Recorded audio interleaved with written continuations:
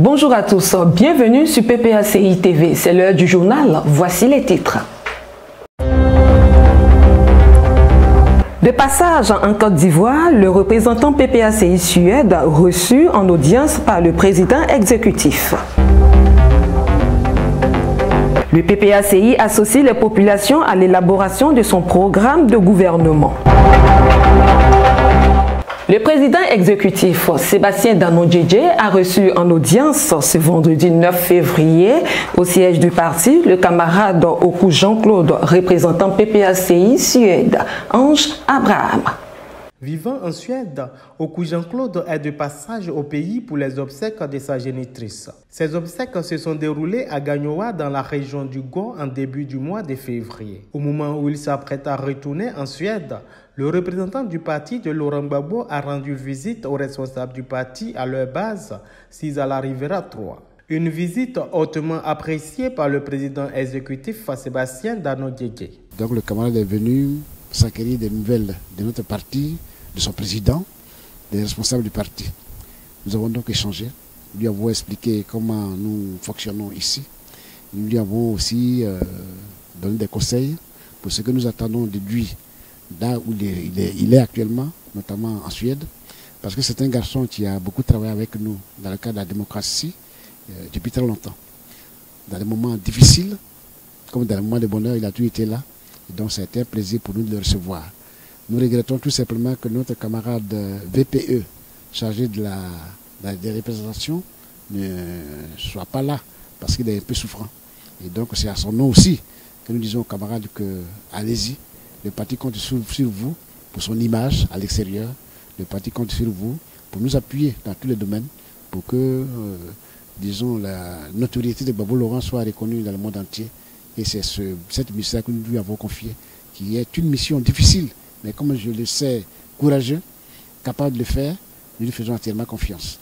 Pour le représentant du PPACI en Suède, quelles que soient les circonstances de sa présence au pays, il ne pouvait retourner sans faire un tour au siège du parti. Je suis l'ambassadeur du parti. Et donc, il est de mon devoir. Quand j'arrive, je dois essuyer mes larmes, je dois être très fort et venir voir ma maison. Et comme ça, au retour, je sais ce que je peux dire à mes amis, à mes camarades, représentants, quand bien même nous sommes dans le même pays. Mais nous communiquons souvent. Mais tu es parti en Côte d'Ivoire, les nouvelles. Ça dit que les nouvelles, ce n'est pas mes nouvelles de famille, c'est les nouvelles du parti. Donc il était très important que je vienne dans ma maison, dans notre maison, pour recevoir ce qui est à recevoir et aller dire à mes amis qui sont restés de l'autre côté où nous sommes. Nous sommes très loin de notre continent, mais nous y sommes selon la volonté de celui que j'appelle toujours la force suprême. Parce que sans sa volonté, on ne serait pas où nous sommes. Donc on essaie de faire ce qu'on peut pour se mettre au service de notre parti. Et depuis le FPI jusqu'à aujourd'hui le PPACI. Nous y croyons, nous croyons à la lutte de notre leader, le président Laurent Gbagbo, qui a tout donné, qui a fait un don de soi. Et donc, au regard de tout ce qu'il a fait et de ce qu'il fait, mais on essaie de faire tout ce que nous on peut aussi faire pour lui faire plaisir et faire plaisir à son œuvre. Le représentant PPACI retourne en Suède avec le sentiment d'accomplir la mission à lui confiée par la direction du parti. L'implantation du parti est aussi l'affaire de ses représentations à l'extérieur du pays. Le ministre Justin Katinan-Koné, président du CSP, en charge du programme du gouvernement, a eu une séance de travail le mercredi 6 février au siège du parti. Au menu de cette séance de travail, le projet du gouvernement du PPACI, toujours avec Ange Abraham.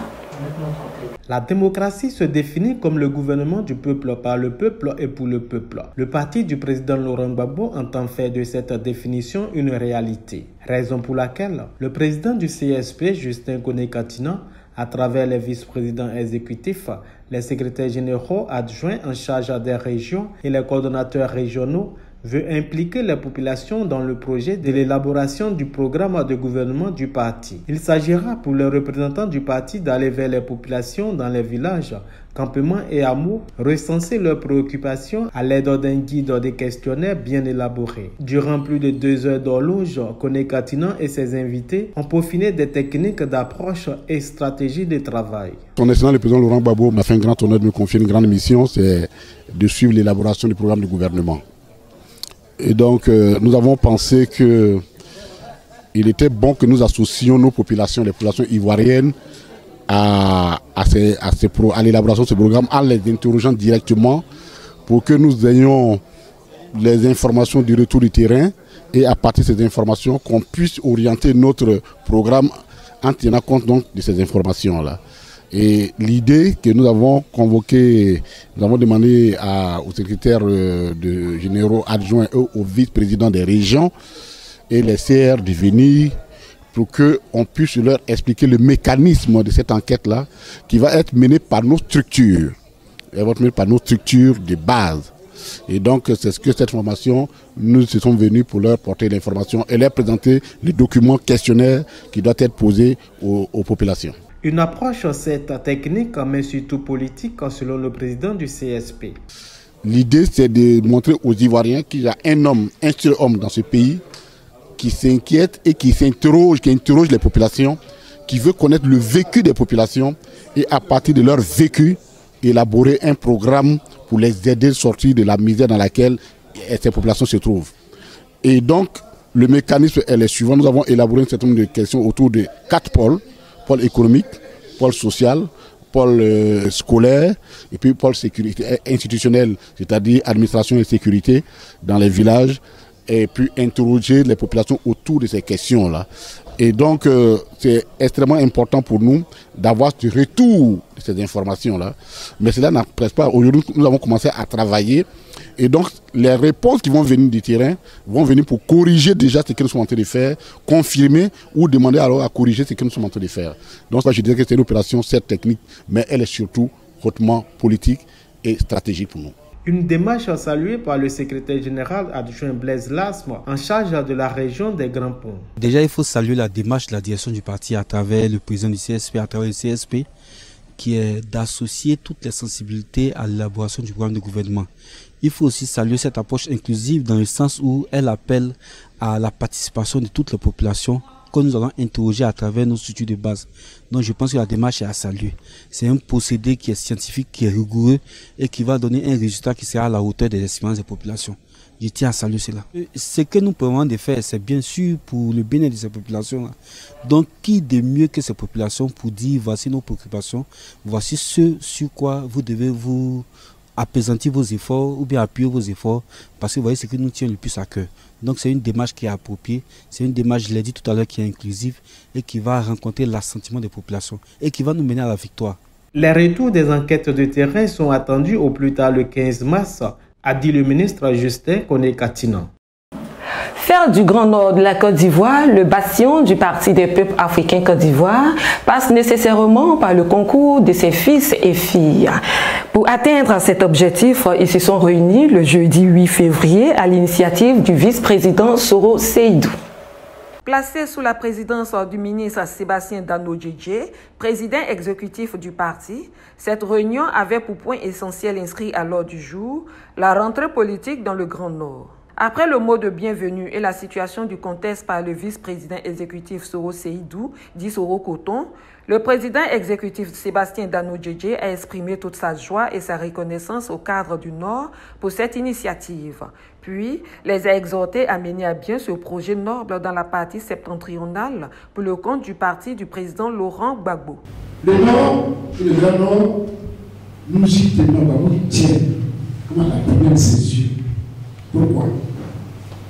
Quand il a créé le FPI de l'époque, beaucoup d'autres choses dans ce printemps de liberté ont créé d'autres partis. Il y avait ce groupement qu'on voulait appeler la gauche démocratique. La gauche démocratique, sa première sortie, c'était à Gorogo. Je mets la cité Go. C'est ça, ce parti qu'on a avec le Nord. Le fait d'être parti au nord, démontrer aux yeux du monde entier, il faut gagner à l'époque. On dit que nous, on est de gauche, et on va être de gauche, on veut mener la bataille de gauche, de liberté et de démocratie. Quand tu es homme politique, tu ne comptes pas avec le nord, je ne veux pas aller quelque part. Il faut venir compter avec le nord, on veut compter avec le nord. C'est pour ça qu'on est là. Il faut le faire. Beaucoup de gens veulent couper le nord avec Gbagbo. Ils veulent isoler le nord. Ils veulent isoler Gbagbo du nord. Non, ça ne passera pas. Et ce n'est même pas possible. Parce que même dans les difficultés où nous sommes, nous pouvons compter sur les gens dans le nord. Mais j'y suis thèse. Notre rôle là, c'est de tout faire pour que le parti soit implanté dans le nord. Les hommes sont là. C'est qu'une marque maintenant, c'est de fouetter leur orgueil, c'est de leur donner de confiance, de mettre la confiance, et leur dire, c'est votre parti. Allons-y, implantons ce parti, parce qu'on en a besoin. Et nous avons besoin de nous. En ce qui concerne la célébration de la fête de la Renaissance à Agboville, le président exécutif a officiellement annoncé au cadre du Nord qu'elle se déroulera les 5 et 6 avril prochains. Ainsi, souhaite-t-il une mobilisation exemplaire des populations du Nord? Aussi, a-t-il recommandé au cadre une implication effective au niveau des finances du parti pour son bon fonctionnement? À sa suite, le ministre Issa Malik Coulibaly, président de l'inspection générale du parti, explique le bien fondé de cette rentrée politique au Nord. Nous sommes une zone qui a beaucoup souffert et nous sommes une zone qui n'a pas d'école véritablement depuis très longtemps. Et nous voulons montrer que le PPACI s'intéresse à l'éducation et à la formation des enfants. On est en train de collecter des fournitures scolaires et on va donc, le texte va remettre aux enfants du village, aux enfants de l'école, des fournitures et les encourager au travail pour être des acteurs de demain. Fondamentalement, cette rentrée politique qui va s'étaler sur 2 jours, pour reprendre la terminologie du président exécutif, c'est pour fouetter notre orgueil, pour fouetter l'orgueil des militants et des sympathisants. Et nous on avait dit avant ça que cette fête soit d'électrochoc à nos militants. Donc qu'on se réveille et qu'on fasse notre part du travail. Parce que ce qui est en jeu, comme a dit le président, la candidature c'est un chemin obligé. Évidemment avant ça, l'élection sur la liste, c'est un passage obligé. Mais ce qu'on vit, c'est la réinstallation de Laurent Gbagbo dans son fauteuil présidentiel en Côte d'Ivoire, avec notre constitution. Le président du Conseil stratégique et politique, le ministre Justin Kati-Nankone, profite de l'occasion pour adresser un message à ses frères et sœurs en vue de la réussite de cette rentrée politique. Nous avons du travail à faire et je suis vous dire que c'est important. Quelqu'un a dit que le président Gbagbo compte sur nous. Oui, il compte sur nous. Il compte sur nous. Il n'est hors de question que le Nord soit laissé par quelqu'un qui dit que lui son propriétaire du Nord. Personne n'est propriétaire du Nord. Nous tous sommes propriétaires du Nord. Et c'est dans la mise en œuvre de l'application des résolutions ici qui a fait que M. Le Touré candidat à Bordeaux. Parce que les gens ne comprenaient pas pourquoi M. Le Touré candidat à Bordeaux. C'est que dans la stratégie qu'on a mis en place, comment chercher les moyens pour pouvoir nous organiser au mieux que dans la répartition de M. Le Touré candidat à Bordeaux. Ce n'était pas du tout un choix au hasard, ça s'inscrivait dans un programme, dans une tactique qu'on avait mise en place. Ça n'a pas marché. On va refaire autrement la tactique, mais ce n'était pas un choix au hasard. C'était dans une démarche que nous avons arrêtée. La lutte politique est longue, elle est difficile, il y a des étapes, on les franchit et on avance. On va aller au nord. Premier président, que nous sommes déterminés au nord. Nous sommes des ratins, nous sommes des Mikaons, nous sommes attachés et rien du tout ne peut nous empêcher d'avancer. Au sortir de cette réunion, le vice-président en charge des régions exprime ses sentiments. Nous devons nous atteler à organiser des rentrées politiques dans les 8 régions de cette grande zone que regroupe les 3 districts. Ça va être extrêmement difficile, le temps étant court. C'est pour ça, après concertation, nous nous sommes dit qu'il faut choisir une ville Cette fois-ci, on a choisi la ville de Korogo, où tous les militants vont se retrouver, tous les responsables vont se retrouver pour entendre une fois de plus la voix du PPACI à travers ses responsables de haut niveau, de la haute direction qui vont venir. Ça va être une fête de mobilisation, une fête, comme l'a dit le PEX, pour fouetter l'amour de nos militants, l'orgueil de nos militants, parce que 2025, c'est maintenant. Le doyen Abou Cissé, fidèle compagnon du président Laurent Gbagbo et plusieurs responsables locaux de ces régions, se disent prêts à mobiliser sur le terrain. Nous avons vraiment tenu une très belle réunion. Dans l'ensemble, tout s'est bien passé. Mais le ministre Danon Didier a soutenu l'idée que nous avons émise, c'est-à-dire qu'organiser cette entrée solennelle politique dans le Poro. Et nous sommes disposés, nous sommes prêts à accompagner tous nos cadres dans ce processus-là. Et le processus de mobilisation surtout, nous sommes tenus à le réussir. Certains défis, certaines dates que nous avons décidé volontiers le faire parce que nous sommes membres du PPACI. On doit relancer la machine politique du PPACI à Korogo. Et cette entrée politique-là nous donnera l'opportunité de pouvoir booster l'implantation et tous les désirs que nous sentons dans le Grand Nord concernant le PPACI. Voyez-vous, Gbagbo Laurent, il n'est pas resté à Gagnoa pour conquérir Odjene ou Korogo. Il s'est déplacé. On ne l'a pas regardé, sauf que le regard a été pour quelques-uns.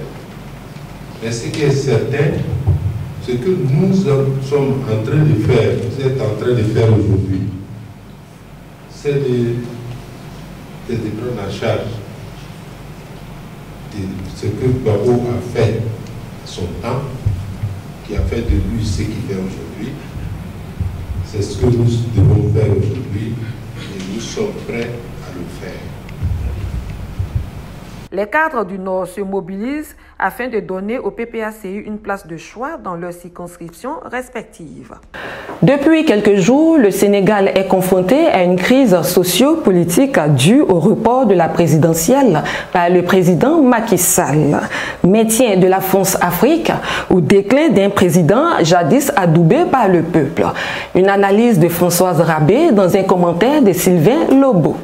Macky Sall ou le bon élève de la France-Afrique. Année 2012, Abdoulaye Wade, alors président de la République du Sénégal, essayait de torpiller la constitution sénégalaise pour briguer un troisième mandat. Macky Sall, porté par l'opposition, met barrage à ce brigandage. Résultat, Abdoulaye Wade recule, Macky Sall, élu président du Sénégal, portant l'espoir de tout un peuple.